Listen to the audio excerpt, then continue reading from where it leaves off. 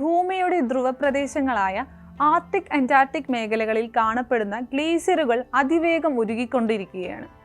ഏറ്റവും പുതിയ പഠനങ്ങൾ അനുസരിച്ച് ഇതുവരെ റെക്കോർഡ് ചെയ്യപ്പെട്ടതിൽ ഏറ്റവും വേഗതയിലാണ് ഭൂമിയുടെ ഐസ് ക്യാപ്പുകൾ എന്നറിയപ്പെടുന്ന ഈ ഗ്ലേസിയറുകൾ ഇപ്പോൾ ഉരുകി തീർന്നുകൊണ്ടിരിക്കുന്നത്. നേച്ചർ എന്ന ജേർണലിൽ പ്രസിദ്ധീകരിച്ച ഈ പഠനം ഇതുവരെ നടന്നിട്ടുള്ള ഗ്ലേസിയർ പഠനങ്ങളിൽ ഏറ്റവും സങ്കീർണമായതാണ്. പലതരത്തിലുള്ള സാറ്റലൈറ്റ് ഡാറ്റയും ഡയറക്റ്റ് മെഷർമെൻറ്റും കൂടാതെ ലോകമെമ്പാടുമുള്ള ക്ലൈമറ്റ് സയൻറ്റിസ്റ്റുകളും ഇതിലെ ഡാറ്റ മെഷർമെൻറ്റിൽ പങ്കെടുത്തിരിക്കുന്നു. നമുക്കാദ്യം എന്താണ് ഗ്ലേസിയറുകൾ എന്ന് നോക്കാം.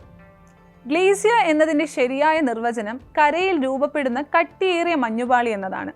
സമുദ്രത്തിൽ രൂപപ്പെടുന്ന മഞ്ഞുകട്ടയും മഞ്ഞുപാളിയും ഗ്ലേസിയറുകൾ എന്ന നിർവചനത്തിൻ്റെ പരിധിയിൽ വരുന്നില്ല. ധ്രുവപ്രദേശങ്ങളിലും സമുദ്രനിരപ്പിലും നിന്ന് ഉയർന്ന പർവ്വത മേഖലകളിലുമാണ് ഗ്ലേസിയറുകൾ കാണപ്പെടുന്നത്. ഹിമാലയം, ആൽപ്സ് പോലെ ഉയരമേറിയ പർവ്വത പ്രദേശങ്ങളിലും ഇവയുണ്ട്. കഴിഞ്ഞ 20 വർഷത്തെ കണക്കുകൾ ഭയപ്പെടുത്തുന്നതാണെന്ന് ഗവേഷകർ മുന്നറിയിപ്പ് തരുന്നു. ലോകമെമ്പാടുമുള്ള 35 റിസർച്ച് ടീമുകൾ 230 സ്ഥലങ്ങളിലെ പ്രാദേശിക കണക്കുകൾ ഏകോപിപ്പിച്ച് നടത്തിയ പഠനത്തിൽ 2000-നും 2023-നും ഇടയ്ക്ക് അന്റാർട്ടിക്കയ്ക്കും ഗ്രീൻലാൻഡിനും പുറത്തുള്ള 270 ബില്യൺ ടൺ ഗ്ലേസിയറുകൾ ഓരോ വർഷവും നമുക്ക് നഷ്ടമായി എന്ന് കണ്ടെത്തി. താരതമ്യം ചെയ്താൽ ഭൂമിയിലെ മൊത്തം മനുഷ്യരുടെ 30 വർഷത്തെ ജല ഉപയോഗത്തോളം വരും 270 ബില്യൺ ടൺ ഗ്ലേസിയറുകൾ. അതാണ് നമുക്ക് ഓരോ വർഷവും നഷ്ടപ്പെട്ടുകൊണ്ടിരിക്കുന്നത്. ഇനി ചില പ്രദേശങ്ങളിൽ മാത്രം കണക്കുകൾ എടുത്താൽ അവ ഇതിലും ഭയാനകമാണ്. ഉദാഹരണത്തിന് സെൻട്രൽ യൂറോപ്പിൽ കഴിഞ്ഞ 20 വർഷം കൊണ്ട് ഇല്ലാതായത് 39% ഗ്ലേസിയറുകളാണ്. ഈ നൂറ്റാണ്ടിൻ്റെ തുടക്കം മുതൽ ഇതുവരെ ലോകമെമ്പാടുമുള്ള പർവ്വതങ്ങളിലെ ഗ്ലേസിയറുകളുടെ 5%, അതായത് 6500 ബില്യൺ ടൺ ഗ്ലേസിയറുകൾ നമുക്ക് നഷ്ടപ്പെട്ടു. ഇനി ഐസ് ഉരുകിയാൽ എന്ത് സംഭവിക്കും?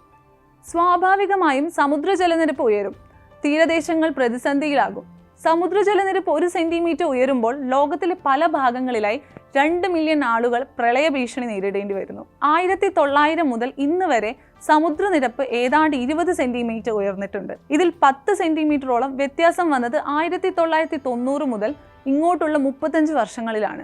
കേരളത്തിൽ അടുത്ത കാലത്തുണ്ടായ പ്രളയങ്ങൾ നിങ്ങൾക്കിപ്പോൾ ഓർമ്മ വരുന്നുണ്ടാവും. ഇനി അങ്ങോട്ട് ഗ്ലേസിയറുകൾ വളരെ വേഗത്തിൽ ഉരുകാൻ തുടങ്ങുന്നതിൻ്റെ എല്ലാ സൂചനകളും ഈ മേഖലയിൽ നടത്തിയ വിവിധ പഠനങ്ങൾ നമുക്ക് തരുന്നുണ്ട്. ഈ നൂറ്റാണ്ടിൻ്റെ അവസാനത്തോടെ ഭൂമിയിലെ ഗ്ലേസിയറുകളുടെ 1/3 അപ്രത്യക്ഷമാകും. കാലാവസ്ഥാ വ്യതിയാനത്തിൻ്റെ ഏറ്റവും ദൃശ്യമായ പ്രത്യാഘാതമാണ് ഉരുകിത്തീരുന്ന ഗ്ലേസിയറുകൾ. ഭൂമിയിലെ കാലാവസ്ഥയും ഗ്ലേസിയറുകളും തമ്മിൽ സങ്കീർണമായ ബന്ധമുണ്ട്. സ്റ്റേബിൾ ക്ലൈമറ്റിൽ ഉരുകുന്നതിനനുസരിച്ച് മഞ്ഞുകാലത്ത് ഇവ വീണ്ടും പഴയ അവസ്ഥയിലേക്ക് എത്തും. ഗ്ലോബൽ വാർമിംഗ് ആണ് ഇപ്പോൾ ഇവ ഉരുകുന്നതിൻ്റെ വേഗത വർദ്ധിപ്പിച്ചതിന് കാരണം.